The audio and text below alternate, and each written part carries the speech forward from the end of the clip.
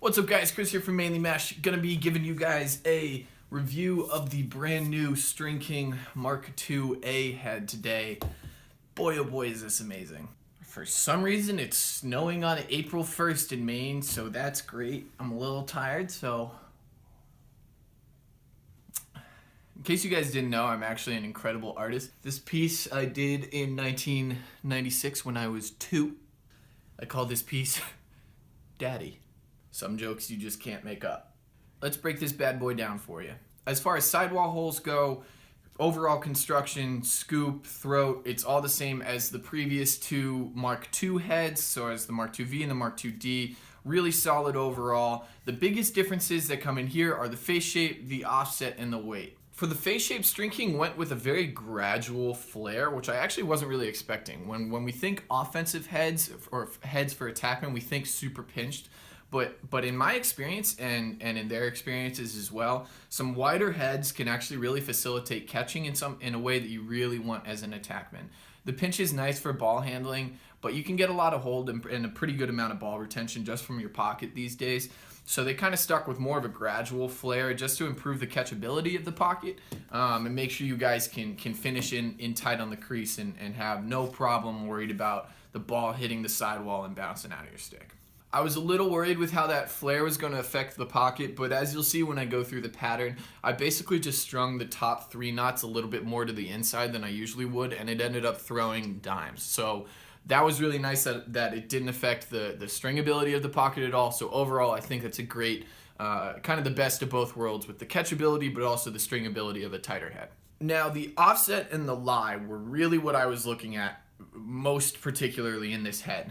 The offset has that nice low sloped profile that we've seen, kind of that traditional offset that we've seen for a long time now with the Brian Warrior heads, with the Maverick optic, for the Command low that just came out as well. That's really what I look for in an attackman specific head. You cradle the ball one-handed a lot to try to keep it away from those long stick defenders, and you want that ball sitting low so you can have the ultimate ball retention, right? You don't want the ball sitting up in the widest part of the head because you're really trying to keep that ball in your stick as an attackman. Possession is key, so you really want to have that ball low, and this offset really plays right into that. So I was really happy to see that profile. The next thing I was worried about was the lie, right? So the lie meaning the point, how far this tip of the scoop is from the center axis of the shaft. When I threw around with it, it threw really true to form to those old school heads that I'm used to, right? I'm coming from a Maverick optic and a Brian RP3 for the most part, and it really threw true to form. So it's nice and accurate, had a nice feel, and some of the older, not the older heads, but the Stringking II-V and the II-D, they're a little bit more inclined, right? So they have a little bit less lie, even a positive lie on the II-D. So I was a little worried about that, but for the attackman head, for the II-A, they really nailed it, and it has a nice, smooth, easy release, which is beautiful. The weight of this head is where the II-A really sets itself apart.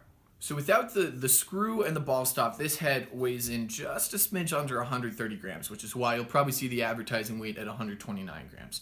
So basically, most universal spec attack heads right now are weighing in kind of 138 to 140 grams, or roughly 4.9 to 5.0 ounces. With this bad boy coming in at 130, which is roughly like 4.55 ounces, I know that seems like a small difference with only the 8 to 10 gram difference, and if we were talking about shafts, I would say that isn't very significant. With heads, that makes a huge difference. But Chris, if you said it wasn't significant with shafts, why would it be significant with heads? Physics? Let's talk about angular momentum real quick.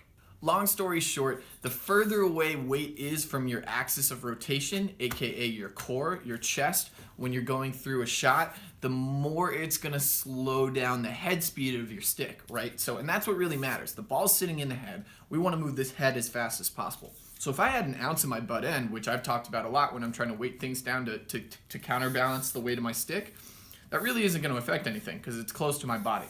If I had a full ounce on the head, you're going to feel it. And I'm sure you guys have experienced that in the past when you have a heavy head on your shaft and a really light stick and you're like, oh my gosh, this whole stick feels heavy. That's because the head is heavy, it's going to slow things down the most, it's furthest away from your body when you're going through a shot. Just like how, same principle when you see a figure skater with their arms out and they're going really slowly, and then they bring everything in and they spin really quickly. It's physics. I won't go into it too much. Cool stuff. But 8 grams in a head actually makes a lot of a difference, especially for an attackman when you really want a balanced stick where the shaft is kind of sitting below the head and making sure the stick stays vertical. In summary, I've been kind of disappointed that we've been settling for 4.9, 5.0 ounce attack heads. I think an attack head at its ideal weight should be around 4.5 ounces without sacrificing strength, and I really think the 2A knocked that aspect of this design out of the park.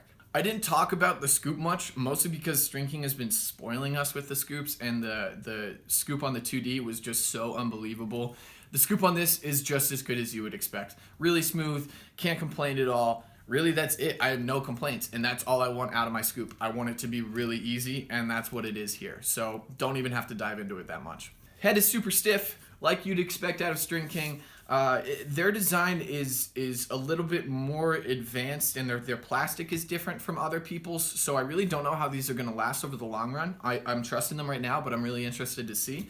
It feels like it's going to be super durable. The throat construction is really nice, so I don't really see any issues, but if you guys have any issues with it flexing or breaking at all, just send those in to me, and then I can inform you guys in the future. But I'm really not worried about it at all. My only gripe about this head are the throat holes, and that one's actually kind of on me. I didn't really bring up this point to Stringking until a little bit too late in the process. They included, it's the same set of throat holes that they had on the 2V and the 2D, which can be really nice for trads and stuff, but are kind of annoying if you use my style of throat string for a mesh pocket. And that didn't really matter with the 2D and 2V as much because they were kind of higher pockets and you didn't have to worry about the ball sitting low. But this is kind of what I worked out with on this head, and it's fine. It allows the ball to sit down low. The only issue is that you can't string it that way with a Stringking length throat string. So this is actually a shooter string that I cut in half. So that's really the only issue I have with it, which, all things considered, that's not a big deal at all.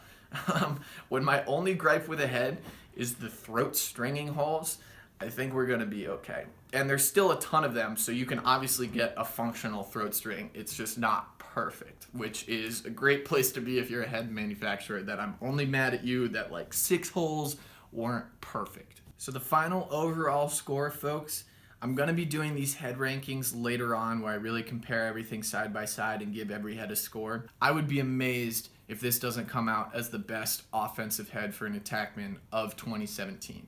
This head nails the weight, nails the scoop, nails the pocket placement, nails the face shape, nails the throwing. Really, it's the best attackman head that we've seen in a long time, and it's something that I've just been waiting for a while. In my opinion, a head for an attackman should just be easy, natural, smooth, and this head really has all of those characteristics in it.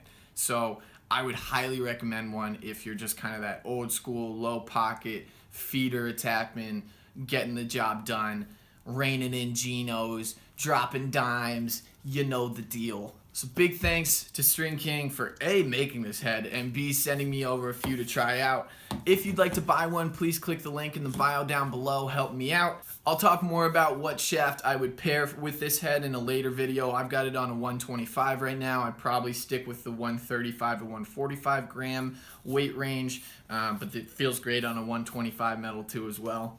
So I'll throw down a link for the Metal 2 shafts as well if you guys are interested. But overall, thanks so much, guys. Make sure you guys like, comment, subscribe. Ask me any more questions in the comments down below. Thanks so much. I will catch you guys next time.